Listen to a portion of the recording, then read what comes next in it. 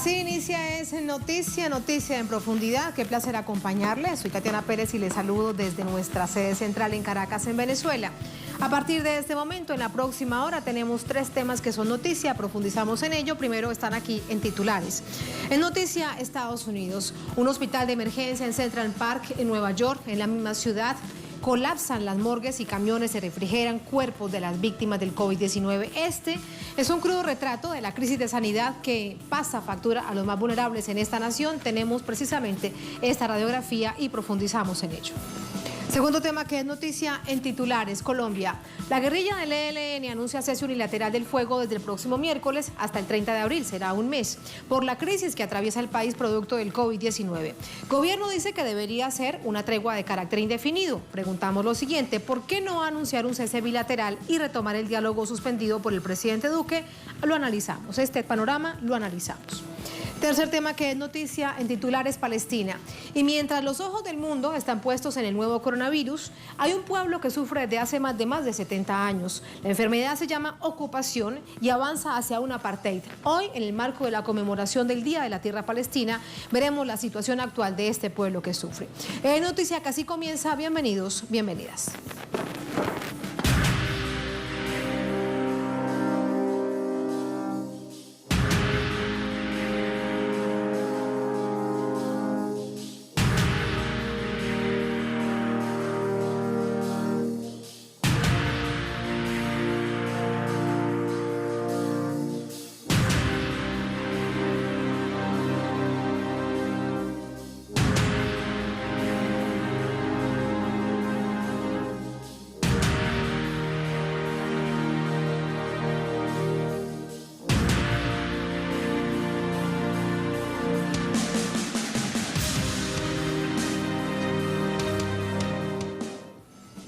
En noticia, Estados Unidos, la potencia mundial deja ver sus fallas y asignaturas pendientes en materia de sanidad.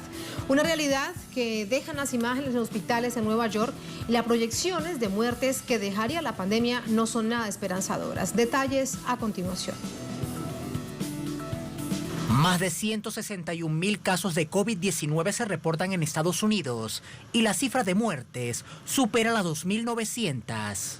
La ciudad de Nueva York es el punto más crítico, con 790 muertes hasta la fecha. Allí empezaría a operar este lunes un hospital de emergencia instalado en el famoso Central Park para albergar el creciente número de pacientes que colapsó el sistema sanitario local. También se instalan centros temporales de emergencia en los distritos de Manhattan, Brooklyn, Queens, Staten Island y el Bronx. Además, atracó en la ciudad de Nueva York el barco hospital USNS Comfort, perteneciente a la Marina estadounidense, para brindar asistencia médica a personas con padecimientos no relacionados al coronavirus. En los estados de Washington, New Jersey y Luisiana también aumentan los contagios. El sonido de las ambulancias rompe el silencio en las calles y las imágenes son desgarradoras. Hospitales con pasillos repletos de pacientes, bolsas para cadáveres apiladas y cuerpos sin vida guardados en camiones de refrigeración. Pese al músculo financiero y capacidad científica que presume Estados Unidos en esta crisis global, presenta los mismos problemas que otras naciones: escasez de insumos médicos, elementales como tapabocas, guantes y batas. Por otro lado, la economía asfixia a los ciudadanos con el disparo súbito de los precios. El propio gobernador de Nueva York, Andrew Cuomo, denunció que el precio de los respiradores ascendió de $25,000 a $45,000, siendo el instrumento de mayor necesidad en los hospitales. Pese a la crítica situación, el presidente Donald Trump aún no considera necesario decretar la cuarentena. Estoy pensando en eso ahora. Puede que no tengamos que hacerlo, pero existe la posibilidad, de corto plazo, 2 semanas en Nueva York, probablemente en Nueva Jersey, ciertas partes de Connecticut. Políticos reclaman a Trump que profundice las medidas económicas de emergencia. Entonces, la meta aquí es decirle al gobierno federal que debe cubrirte los pagos, incluso si estás en cuarentena en este momento. En segundo lugar, lo que tenemos que hacer, lo mínimo que debemos procurar durante esta emergencia, es asegurarnos de que todo el mundo en este país tenga acceso a la atención médica que necesita sin pagar nada.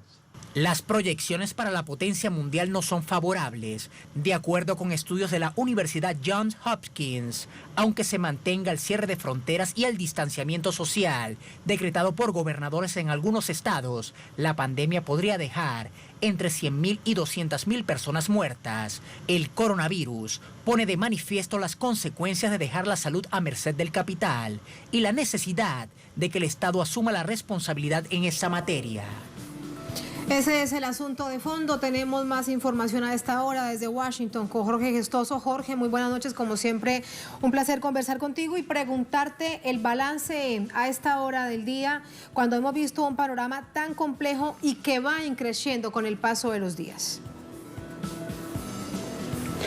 Dramático, Tatiana. Está muriendo una persona cada 6 minutos en Nueva York. Estamos hablando entonces que ya los infectados comprobados superan los 161.000 y los muertos ya andan por los 3.000.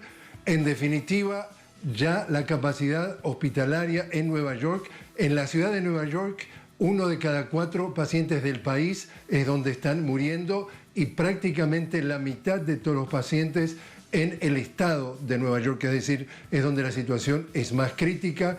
En definitiva, ese barco Comfort, que acaba de llegar con 1.000 camas, van a tratar a los afectados que no tengan coronavirus, a efectos de aliviar la sobrecarga de los hospitales. Pero el problema, digamos, de fondo es que se sigue corriendo de atrás.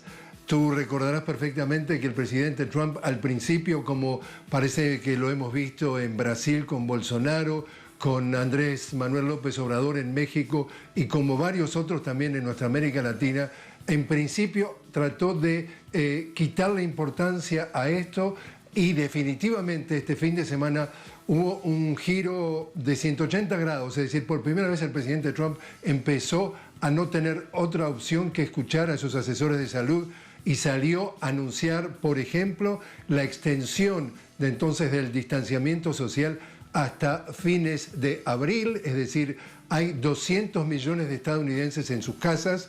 Está diciendo que recién en junio estima que se podría volver a la normalidad. Él mismo por primera vez admite que la cifra de muertos andaría entre 100.000 y 200.000 e incluso los vaticinios, los pronósticos más duros hablan hasta que podría haber 2 millones de personas. Se sigue endureciendo lo que tiene que ver que cada uno de los gobernadores está poniendo restricciones más duras para el desplazamiento. Cuando ustedes hablaban de la ineficiencia del sistema, aquí está pasando una cosa también curiosa para buscarle un calificativo y esto es Estados Unidos de América, es decir, son 50 estados como si fueran 50 países y también un gobierno federal. Entonces, hay un gobierno central, un gobierno federal que sale a buscar los insumos. Estos respiradores artificiales, los tapabocas, las túnicas, los guantes, todo el material médico necesario.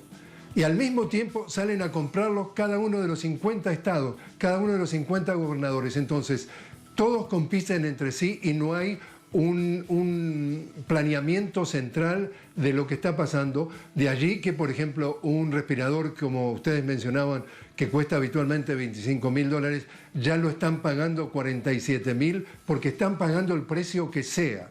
Pero en definitiva, hay una desconexión entre, no solamente que se empezó a correr esto de atrás, porque al principio, como te decía, se trataba de no darle importancia, sino que además hay una desorganización. Sigue escaseando absolutamente todo, es decir, la situación es crítica.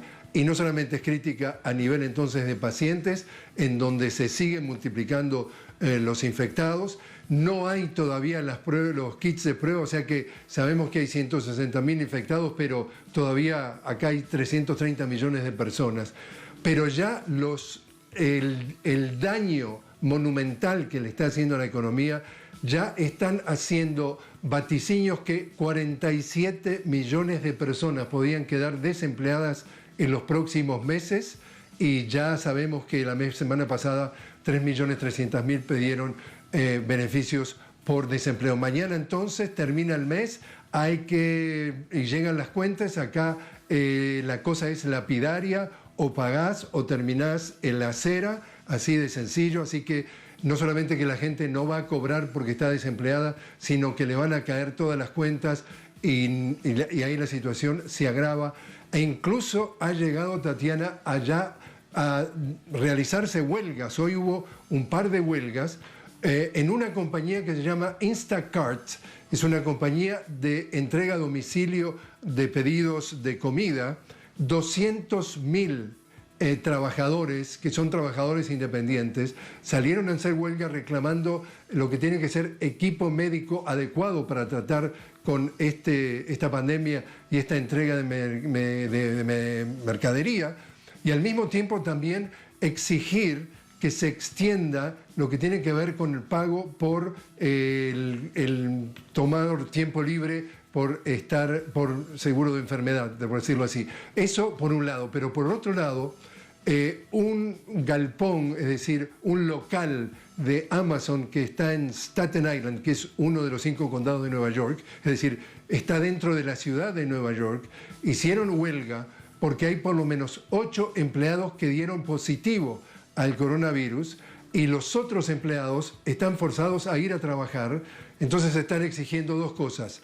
Lo mismo que los anteriores, es decir, mayor material médico para protegerse y al mismo tiempo un cuidado, una limpieza mucho más a fondo de estas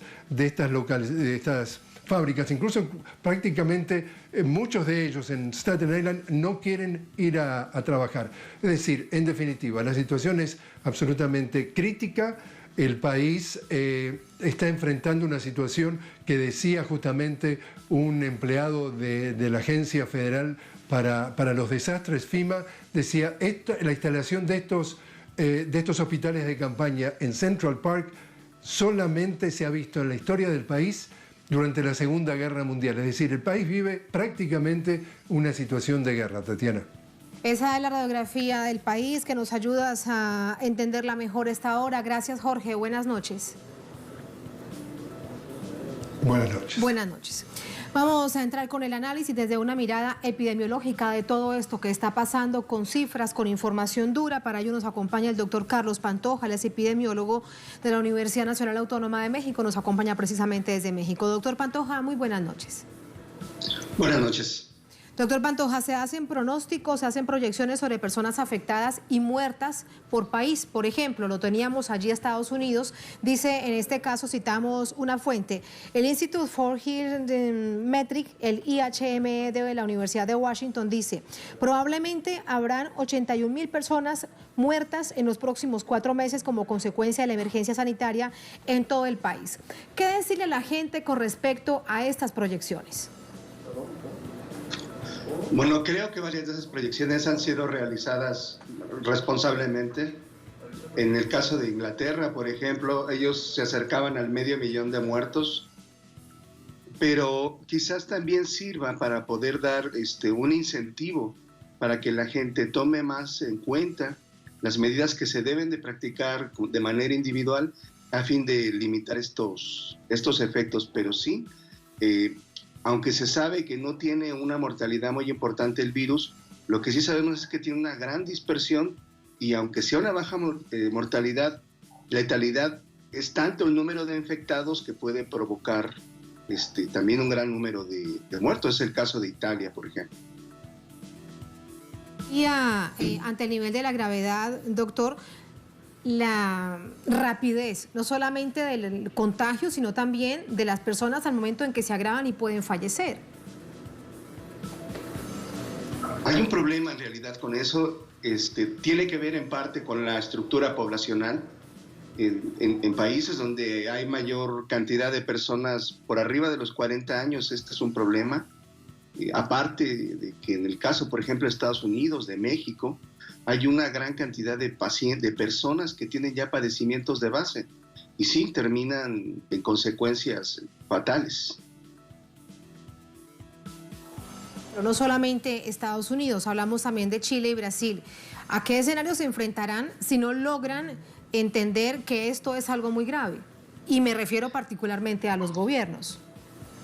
Bueno, En el caso específico de Brasil, que es el que tiene el crecimiento más rápido en número de casos, sin embargo, Chile es el que tiene el mayor problema de la población que tiene es prácticamente la parte del problema importante de no tomar medidas con tiempo. De hecho, ya están con el problema caminando. No tan rápidamente, creo que todavía es tiempo de hacer acciones y limitar el efecto, pero lo que se ha visto en los otros países es que una vez que empieza el crecimiento acelerado de la epidemia, es muy difícil contenerlo.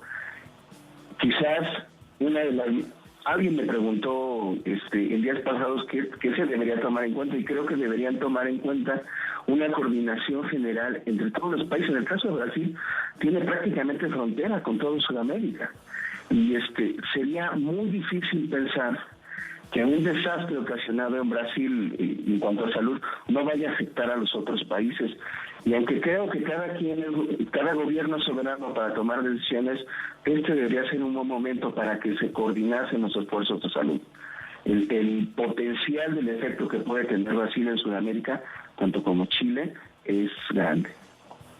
Eso es parte también de la preocupación que hay en nuestro continente. Ahora, hay varios países que tienen problemas por falta de equipos, lo hemos visto producto de las denuncias de distintos sectores de la salud.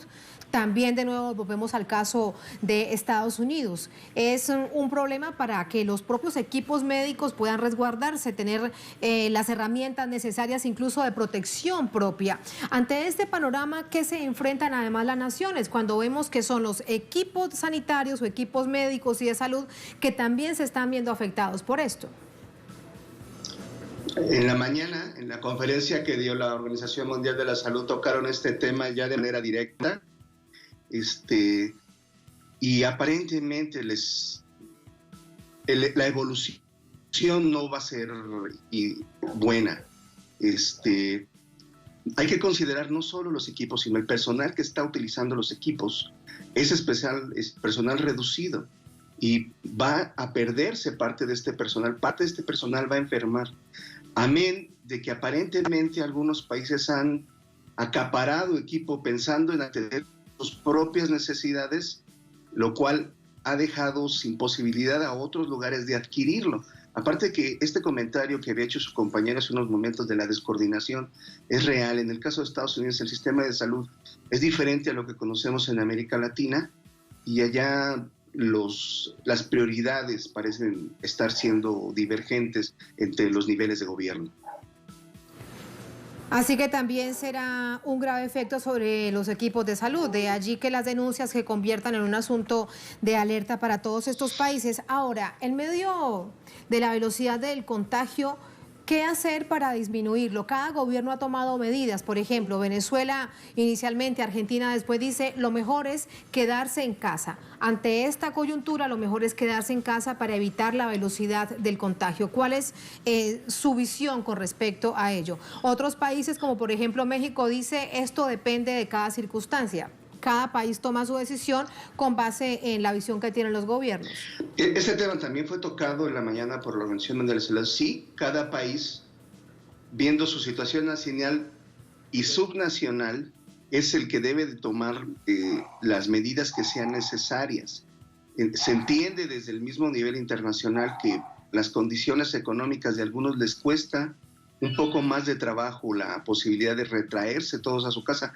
Sin embargo, sí creo que esta es la mejor medida, el que se desmovilice la gente, los contactos que pueden generar enfermos se disminuyen dramáticamente, y esto lo puede entender. Y hay una cosa importante, creo que esa pudiera ser una ventaja en América Latina, que fue reconocido por China, también por la Organización Mundial de la Salud, es el trabajo comunitario de salud que se hace.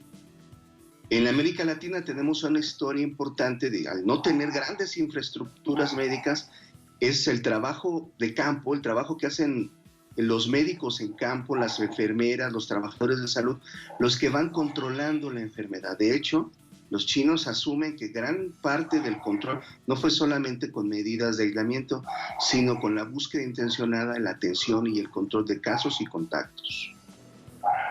Caso China lo traemos a América Latina, por ejemplo, Cuba y Venezuela, que lo están haciendo ahora casa por casa. Así que el otro punto que resulta fundamental en esta coyuntura, doctor, será entonces este llamado despistaje. Sobre eso deberían seguir trabajando gobiernos y los sistemas de salud. Es decir, buscar quiénes realmente están contagiados para poder generar la alerta a todo su alrededor.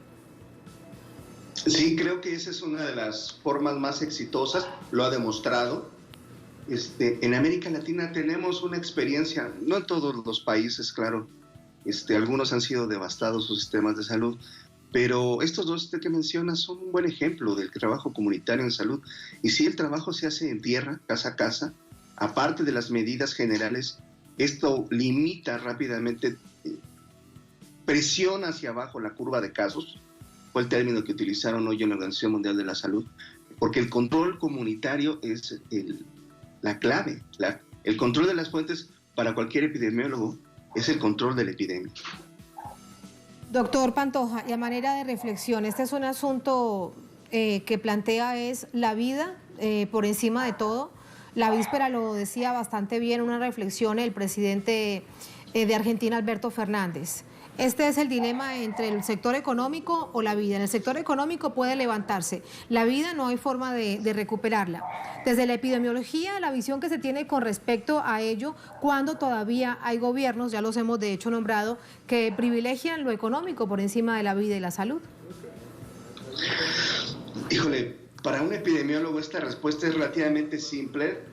La vida es la que debe ser privilegiada, pero no ignoramos que hay condiciones, sobre todo en aquellas poblaciones más afectadas económicamente, las gentes en estado de pobreza, que sí deben de ser apoyadas o cubiertas por los sistemas sociales de cada país, pero no todos los países tienen estas capacidades. Entonces, vamos a encontrar un mosaico en Latinoamérica de la forma en la que están intentando intervenir. Pero, por sobre todas las cosas, un epidemiólogo, un médico como yo, privilegiaremos siempre la vida sobre cualquier otra variable. Y debería hacerlo desde cualquier nivel o cualquier profesional en este momento, evidentemente, pero era importante conocer la visión desde la epidemiología. ¿Hay algo desde el punto de vista médico que ha dicho hoy la Organización Mundial de la Salud? Quiero preguntarle con respecto a ello. Dice la OMS en un informe técnico, insiste en que este virus, el SARS-CoV-2, se contagia por el contacto de gotas respiratorias de pacientes infectados y que no está en el aire. Y esto me remite a las noticias manipuladas, a los fake news, a las alertas innecesarias que hay particularmente en redes sociales. ¿Cuál es su mensaje? Pues yo creo que debe de seguirse los lineamientos validados por la OMS. Hay que tomarlo en serio, pero no es necesario provocar la alarma. Hay diferencia importante, debemos afrontar que esta es una situación de salud seria y tratarla como tal, pero no dejarnos llevar por las alarmas, por el pánico.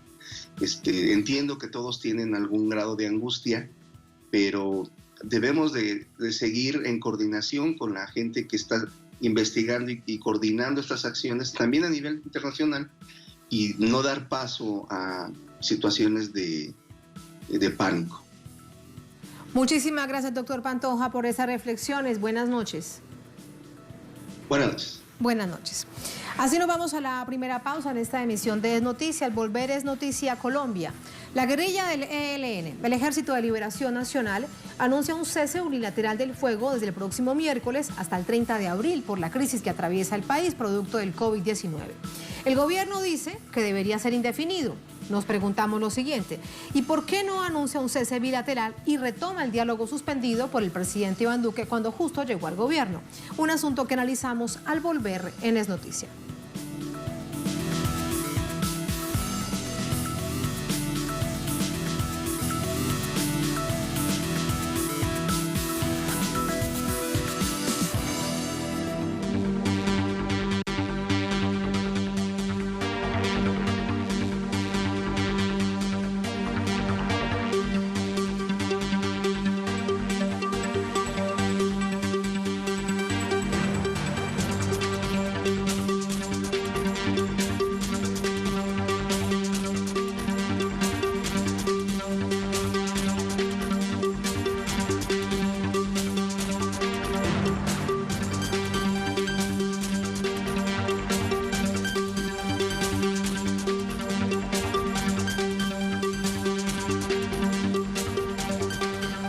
Noticia Colombia, el Ejército de Liberación Nacional anunció un cese el fuego por un mes en respuesta a la emergencia social producto de la pandemia por coronavirus. El gesto de la organización armada pudiera plantear la reconstrucción del proceso de diálogo iniciado en 2015 que dinamitó la llegada del presidente Iván Duque a Casa de Nariño en 2018. Detalles a continuación. A través de un comunicado, el ELN dio a conocer su decisión de ejecutar un cese al fuego unilateral entre el 30 de marzo y el 30 de abril. De acuerdo a la organización armada, la tregua se da como un gesto humanitario con el pueblo colombiano que padece la devastación del coronavirus.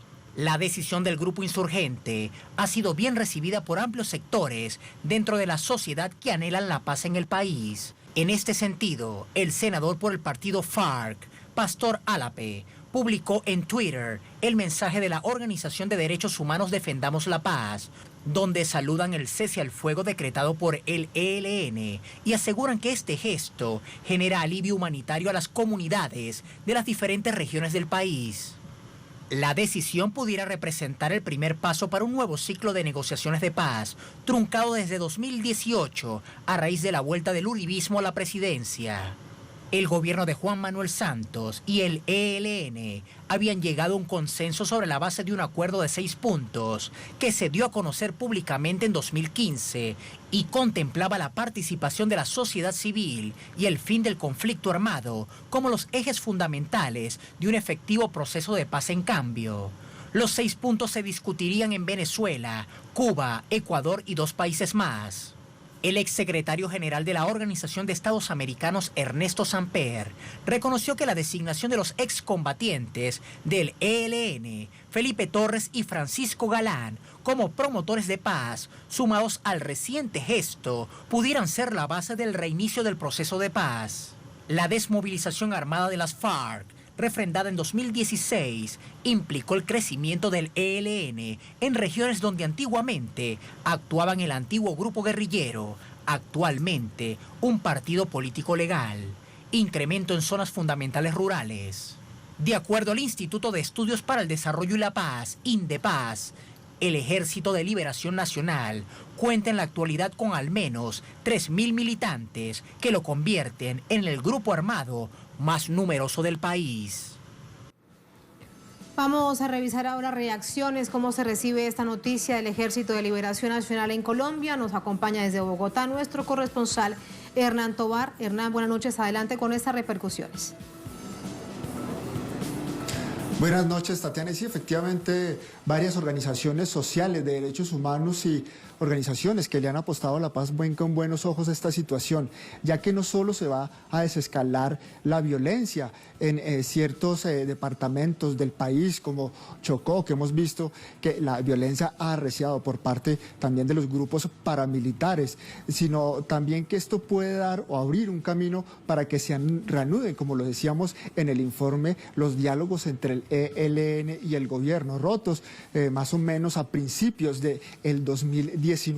También hay que decir que por parte del gobierno, pues si bien es cierto, el comisionado de paz, Miguel Ceballos, no ha dado unas declaraciones, digamos, concretas frente a esta situación. Dice que estos gestos no deberían ser solo de un mes y que el ELN, el Ejército de Liberación Nacional, debería entregar todos los secuestrados por parte de otros sectores. Esto es el inicio, esta es la apertura de una puerta para que se logren caminos comunicantes entre el gobierno de Iván Duque y esta guerrilla. Inclusive en el comunicado el ELN le dice al gobierno que tenga la disposición de enviar una delegación de ellos, del gobierno, a Cuba para que se reanuden esos diálogos. Por supuesto, la sociedad civil exige del gobierno, digamos, esa precisión y que acepte que este es el momento para aprovechar esa puerta que se abre. Si bien es cierto, también, Tatiana, decir que este aislamiento a los que pues, estamos sometidos por la pandemia, también, digamos, hay una posibilidad de que estos diálogos se reanuden y sobre todo que también se exige desde las organizaciones de derechos humanos que pare el exterminio contra los líderes sociales en el país. En los últimos días han sido asesinados alrededor de 9 líderes sociales en el país. Por eso también se exige que haga parte de estas cese, si se quiere, de alguna forma, los militares y las fuerzas del orden público, para que también desarrollen una labor social en las comunidades y no tanto de choque y de presencia militar como tal. Así que todo este es el escenario que vive hoy Colombia en relación a el comunicado del ELN y pues la tregua que hace de un mes, desde el 1 de abril hasta el 30 del mismo mes, cesando las hostilidades en todo el territorio nacional, Tatiana. Un momento, un poco de paz y de tranquilidad para esta Colombia profunda. Gracias, Hernán. Buenas noches. Vamos a entrar con el análisis. Nos acompaña para ello Carlos Medina Gallego, es analista en temas de paz y de conflicto armado interno, es catedrático de la Universidad Nacional de Colombia. Profesor Medina, muy buenas noches, ¿cómo está? Tatiana, muy buenas noches para vos y para todos los amigos de Telesur en todo el mundo. Muchas gracias, profesor Medina. Este anuncio de tregua, de cese unilateral por parte del ELN llega en momentos donde lamentablemente vemos un recrudecimiento del conflicto armado por distintos actores, no solamente el ELN, es un contexto distinto al que conocíamos hasta antes del año 2016. ¿Un respiro de un mes para las comunidades más afectadas? No sabría yo decir exactamente si se produzca un respiro con la declaración de un cese unilateral y activo del ELN. Otros actores armados que se encuentran en el territorio debían seguir este ejemplo que está dando el ELN de hacer ese cese unilateral. Pero en el territorio colombiano el nivel de conflictividad es mayor y en algunas zonas del país más que en otros. En la frontera con Venezuela, por ejemplo, la conflictividad es mayor y allí se encuentran no solamente el ELN, sino grupos paramilitares y disidencias de la FARC de la Segunda Marquetalia. Lo que sí se esperaría es que estos grupos detuvieran los ciclos de violencia y las oleadas de violencia que están desarrollando contra la población y contra los territorios, para que el gobierno nacional y la sociedad colombiana en general pudieran enfrentar esta pandemia y tuviéramos el menor impacto posible en relación con contagio y muerte. Es saludable el hecho de que el Ejército de Liberación Nacional haya tomado la decisión y haya respondido positivamente al llamado del secretario general de las Naciones Unidas, Antonio Guterres, que hace un llamado a todas las organizaciones armadas en el mundo de frenar la guerra para enfrentar la pandemia, y al particular llamado que hizo el 26 de marzo Carlos Ruiz, que es el jefe de la misión de verificación del acuerdo y de la implementación del acuerdo de paz con la FARC. Saludar la postura del electo positivo frente a la nación colombiana. Decir que el comunicado no solamente hace unos considerando importantes que se recogen en términos de la sociedad civil porque son expresiones sentidas de la situación por la cual atraviesa Colombia, sino que marca una hoja de ruta a manera de conveniencias que son importantes para la sociedad colombiana en todos los aspectos. No solamente señala la dificultad que hay para enfrentar el virus en los próximos meses, sino la necesidad de que el Estado responda de una mejor manera, porque la incapacidad del Estado para enfrentar la pandemia, dadas las carencias que existen de todos los recursos sanitarios y hospitalarios, es muy grande. Pero también la situación de las medidas que ha tomado el gobierno en términos de la restricción y las prácticas de una especie de estado de sitio y un toque de queda con reclusión domiciliaria frente a una población donde el 70% de los colombianos viven en condiciones de informalidad y se rebuscan en el día a día las posibilidades de su subsistencia. Esta situación de reclusión domiciliaria sin posibilidades de subsanar la situación económica y extrema de pobreza y hambre, seguramente va a generar oleadas de protesta, de violencia y de saqueo si esta situación se prolonga. Así como la situación crítica que hemos tenido que afrontar en el hacinamiento carcelario y la represión y muerte que se generó en las cárceles, pues genera situaciones difíciles que el ELN llama la atención a ese respecto y que a mí me parece que es muy importante. Si bien la cuarentena establecida por el gobierno va hasta el 13 de abril, en condiciones de mucha precariedad, el ELN hace un cese unilateral activo que denomina por un mes, y eso me parece que va a ayudar para que el gobierno se concentre.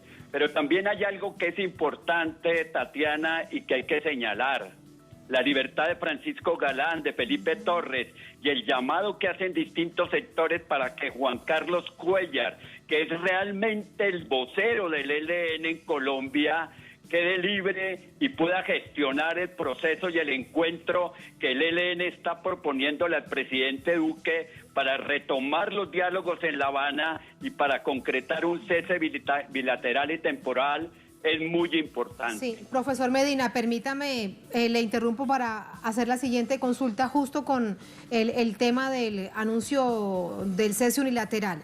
Dice en respuesta el gobierno del presidente Duque que debería ser de manera indefinido este cese unilateral. Pero entonces, ¿cuál es el gesto que tiene el gobierno? Si este es el momento precisamente por toda esa radiografía que usted bien nos ha detallado y de manera tan sintética de un cese bilateral del fuego. Sí, yo considero que el gobierno tiene que dejar esa actitud frente al proceso de paz con el ELN. Este proceso no es un proceso fácil, hay que asumirlo con todos los riesgos que tiene todo proceso de paz, pero las mesas de conversaciones son escuelas de aprendizaje para la toma de decisiones, y seguramente si se retoma esa mesa para conversar sobre el cese bilateral temporal al fuego propuesto por el ELN, puede retomarse la agenda y reconstituirse el diálogo con esta organización. No es bueno que se le imponga a esta organización una serie de condiciones cuando el gobierno no toma también una actitud en la cual ve en el diálogo las posibilidades de que se pueda llegar a una paz completa y duradera. Por eso que la propuesta del ELN me parece a mí válida, y el gobierno tiene ahora la palabra de si va a ir o no va a ir a La Habana, si va a tomar la determinación de conversar con la delegación de paz del ELN en La Habana y comenzar a transitar un camino que se irá construyendo en medio de los diálogos y que será muy útil para los avances que pueda tener este proceso para nuestro país. Sí, profesor Medina, y otro asunto además para tener en cuenta, debería entonces desde esa perspectiva levantarse las órdenes de extradición que tiene el gobierno de Colombia sobre los dirigentes del ELN que se encuentran en Cuba y que ha generado tensiones precisamente entre el gobierno de Colombia y el gobierno cubano. Hay un contexto internacional que es necesario tomar en consideración.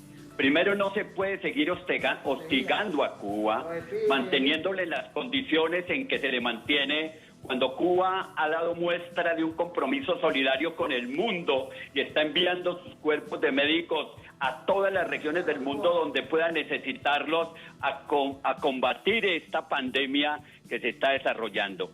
Segundo, no es bueno esa alianza que tiene Colombia con los Estados Unidos para hostigar al gobierno venezolano de Maduro y generar una situación de guerra que no convendría a ningún país. Yo creo que lo más pertinente es enfrentar esta pandemia, encontrar una ruta con el Ejército de Liberación Nacional para que este cese unilateral y activo que ellos han propuesto se pueda prolongar en el tiempo en un cese bilateral, se pueda retomar la agenda y podamos marchar hacia un acuerdo de solución política que beneficie a los colombianos.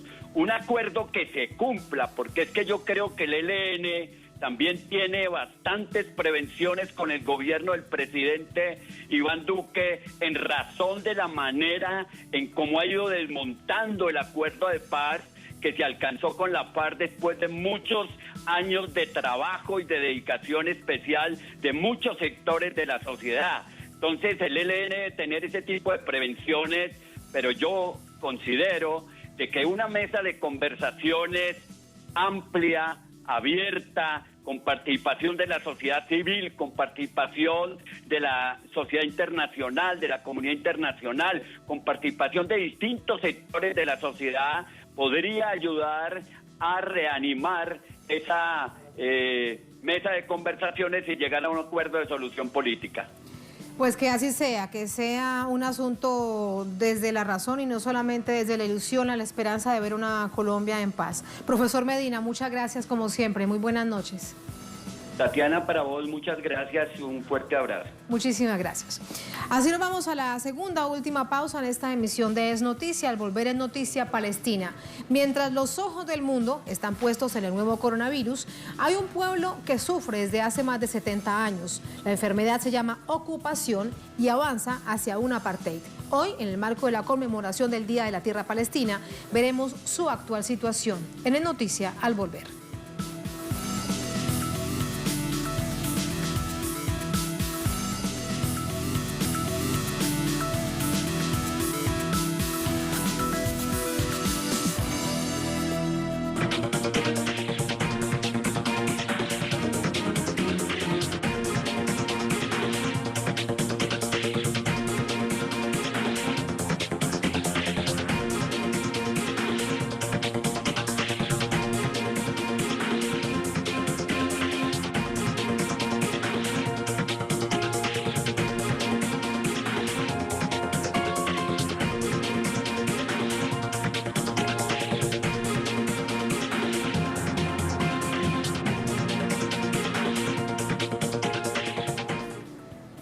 En Noticia Palestina, este martes se conmemora el Día de la Tierra Palestina con numerosos actos y protestas.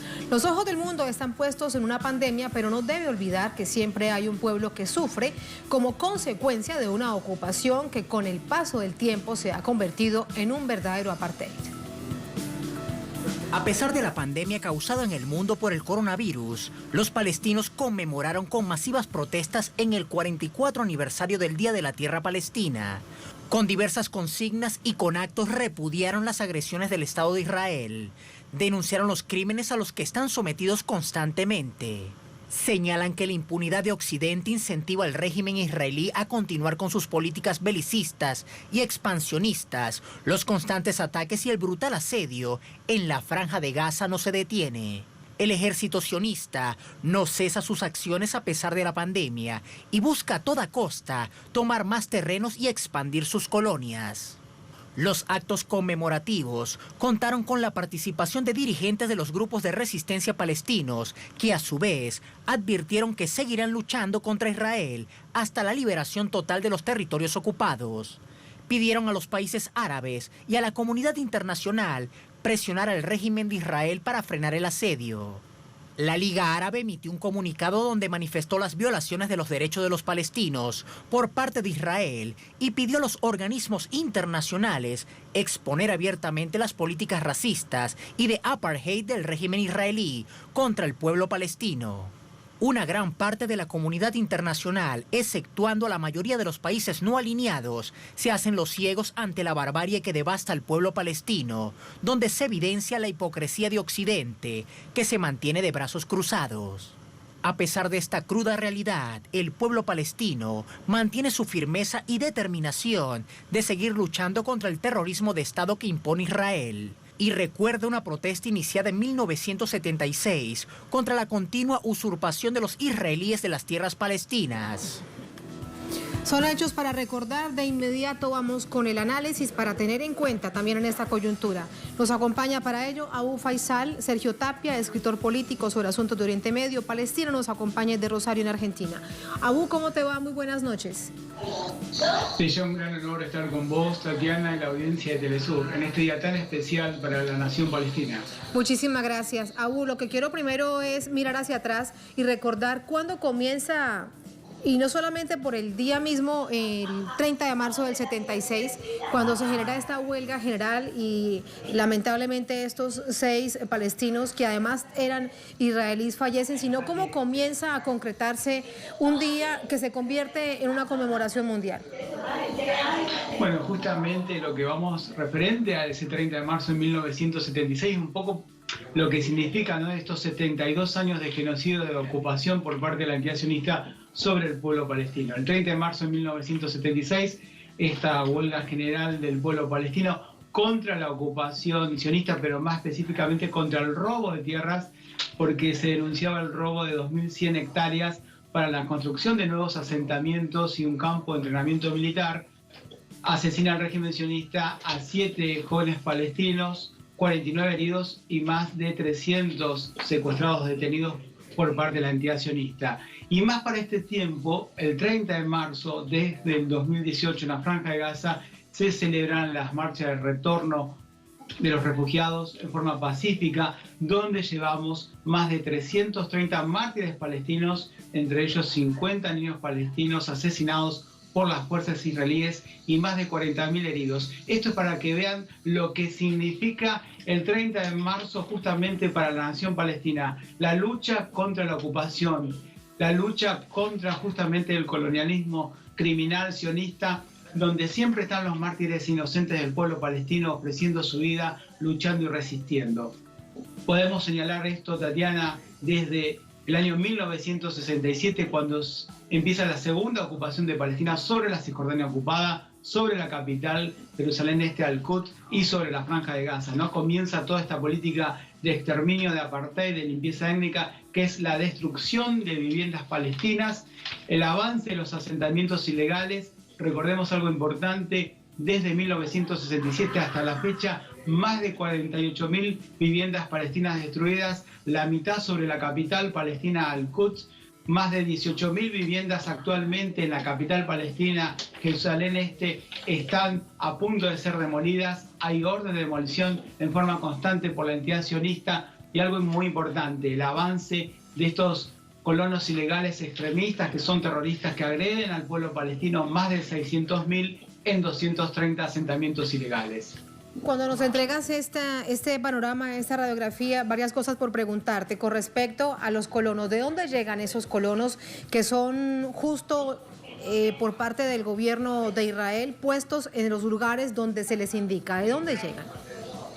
Bueno, estos colonos provienen de Europa, de Estados Unidos, provienen de distintas partes del mundo donde van llevando adelante su colonización. Pero esto es parte de la entidad sionista como nación, ¿no? Recordemos que la entidad sionista nace formalmente, digamos, en 1947, el 29 de noviembre, en la resolución 191 de Naciones Unidas, donde se parte Palestina en dos y donde el régimen sionista israelí empieza a ocuparlo. ¿Pero lo ocupa con quién? Con europeos, ¿sí? Con sionistas europeos que van y barren 531 pueblos palestinos. Comienza la Nakba, 11 barrios palestinos en Jerusalén Este son totalmente destruidos con un solo objetivo: limpieza étnica, genocidio, 25.000 palestinos asesinados en 1948 para el establecimiento de la entidad naciente sionista ante los ojos del mundo, que en 72 años nunca ha hecho nada. Y nos encontramos ahora, en la actualidad, adelante del coronavirus, que lo utiliza el régimen sionista israelí también como un arma mortal contra la nación palestina. ¿Por qué digo esto? Tenemos más de 4.000 israelíes contagiados del coronavirus, más de 16 fallecidos. Y en el pueblo palestino hay más de 100 contagiados entre Cisjordania y la Franja de Gaza, con un fallecido.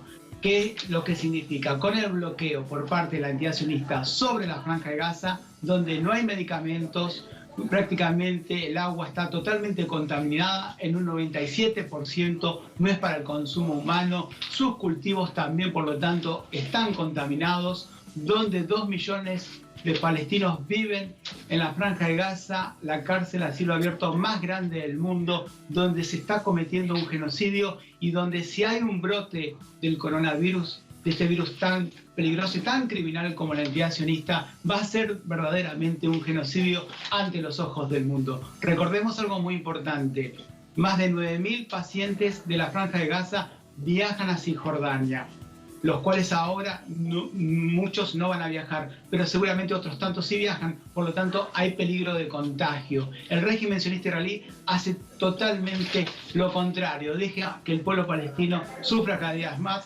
Han salido ahora los hermanos prisioneros palestinos que son secuestrados en las cárceles israelíes, reclamando sí condiciones sanitarias de salud para prevenirse de este virus. Hay 2 compañeros palestinos ya contagiados en las cárceles, lo que significa también que puede estallar también un genocidio sobre la población secuestrada palestina. Recordemos que son 7.000, hay 700 hermanos palestinos prisioneros muy enfermos, enfermedades crónicas como el cáncer, donde la asistencia israelí es nula prácticamente. Esto también se está denunciando ante los ojos del mundo. Y finalmente, para terminar, lo que está sucediendo ahora, cómo el odio y el racismo de esta entidad sionista, de sus fuerzas de ocupación sobre la nación palestina. El 24 de marzo es lanzado desde una ambulancia militar al oeste de Ramallah un joven palestino vivo, prácticamente como si fuera una basura, porque supuestamente tenía el coronavirus, pero dio después negativo, pero lo arrojaron así vivo en forma brutal. Y después también en Tulkarem y en otras partes, 3 obreros palestinos son arrojados desde un camión militar sionista, también como si la vida de ellos no vale nada, vivos, arrojados, lastimados, hasta que llega la ambulancia palestina para llevarlos. Esto es lo que está sufriendo ahora la nación palestina con el coronavirus, lo cual el régimen sionista israelí lo utiliza también para decir la última noticia, la última información, en la destrucción justamente de una vivienda que iba a ser utilizada como un hospital de emergencia en la lucha contra esta pandemia. Esta ocupación que ahora se le suma a la pandemia con esa radiografía que nos entregas tan dura, tan fuerte, y con esas denuncias además, ¿qué haces con los prisioneros palestinos y con las personas que están sufriendo en este momento ante tal situación en Cisjordania y en la Franja de Gaza? Para despedirte, una pregunta que uno no se cansa de hacer. Hay condenas internacionales sobre el gobierno de Israel, pero son condenas que no surten ningún tipo de efecto. Hoy más que nunca deberían ser. ¿Por qué crees que no sucede? O preguntado de otra manera, la reflexión, Abu, ¿qué se necesita para que sean efectivas? ¿Se cayó? Abu, lamentablemente hemos perdido a Abu Faisal Sergio Tapia, escritor político sobre asuntos de Oriente Medio, y lamentablemente no podemos retomarlo porque debemos despedir esta emisión de noticias, así que nos vamos, será hasta mañana.